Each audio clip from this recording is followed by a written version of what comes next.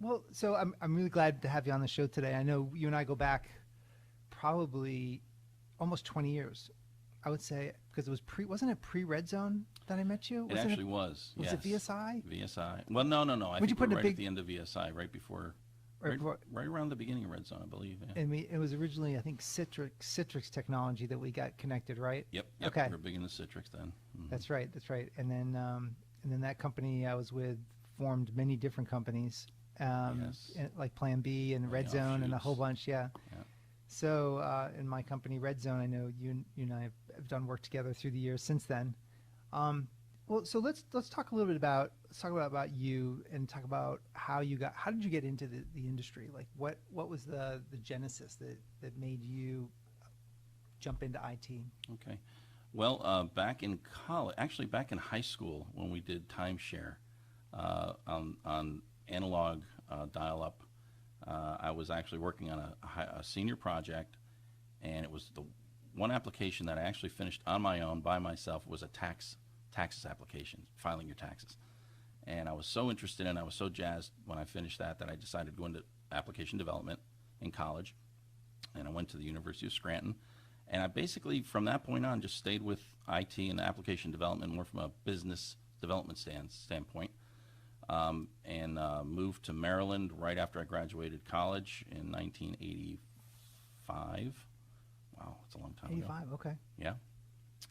And things happened for me at the company I went to there very, very quickly. I was a developer for about a year, and then I became a project manager. There was an opening, an opportunity. My manager saw something in me at the time. I got into that. A couple of years later, he left. I took his role as the department head of that group. A couple of years later, VP, and so on and so on and so on. But all along, it's been the business side of things, going back to that tax application, back to the tangible things that people do.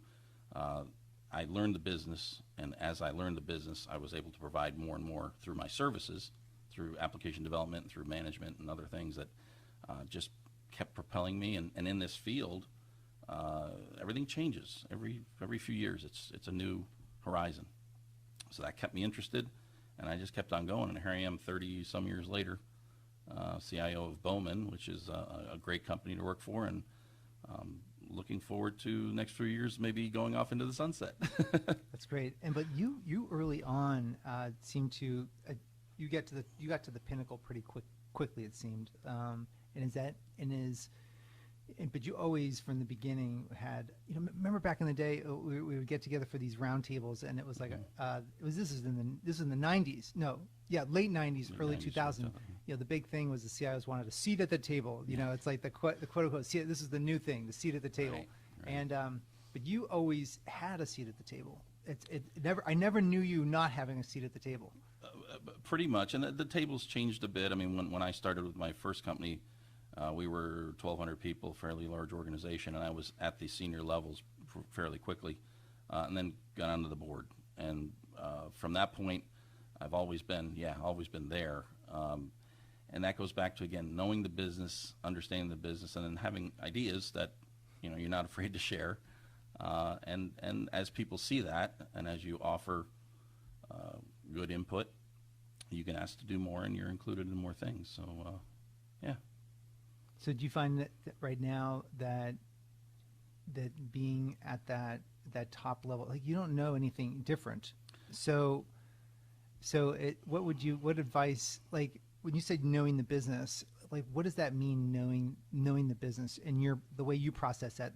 And the reason I'm saying this is because there's a lot of research on unique abilities, and unique abilities often are so strong for someone they don't even know it's unique. Yeah. And so we just say, oh, whatever. Like someone said to me the other day, you are so strong in this area. I'm like, what? You don't even realize it. You don't even realize it. Yeah. But it's very hard for someone else. So I'd love to, if we can deconstruct what it means to add value to the business and know the business, that would be good. Well, let me look at it this way, because I'm learning as I get older. Yeah. And I'm sitting back, reflecting a little bit. I think it gets to empathy. Putting yourself in somebody's position, truly putting yourself in somebody's position. Empathy to me is understanding their side of things and feeling what they're feeling, or understanding what they're feeling. Take that to a business side. understand what your clients, your customers, internally to the organization, need to do their jobs. So I'm in application development. I have that kind of training, that background. So I'm sitting there and I would say to myself, well, I'm a manager in Phoenix, Arizona, and I have this discipline. I have this many people. Here's my market.